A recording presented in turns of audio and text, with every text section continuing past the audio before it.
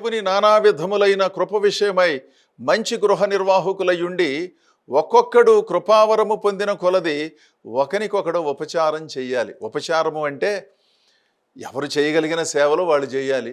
ఒకవేళ కృపావరం ద్వారా వారికి చక్కని గాత్రం వచ్చిందనుకోండి, పాటలు పాడి ఉపచారం చేయాలి, వాక్యం చెప్పి ఉపచారం చేయాలి, ఆతిథ్యం చేసి ఉపచారం చేయాలి, సమావేశాలు నిర్వహించి ఉపచారం చేయాలి, నాయకులను సిద్ధం చేసి ఉపచారం చేయాలి, దేవుని సంగతులను యవనస్తులకు బోధించి ఉపచారం చేయాలి.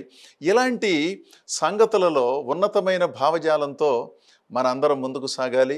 మీలో చాలామంది ఇప్పటికే ఈ పద్ధతులను అనుసరిస్తున్నారు, మిమ్మల్ని అభినందిస్తున్నాను. మిగిలిన వారిని ప్రోత్సహిస్తూ వీటిని పరిశీలించి దేవుడిచ్చిన ప్రతిభతో మన జీవితాలను నడిపించుకుంటూ ఆ ప్రతిభను పెంచుకుంటూ మరింత ప్రయోజనకరమైన భక్తి జీవితంలో ముందుకు సాగాలని కోరుతూ ఈ నా మాటలు ముగిస్తున్నాను. దేవుడు మిమ్మలను మీ కుటుంబాలను బహుగా దీవించునుగాక. ఆమేన్.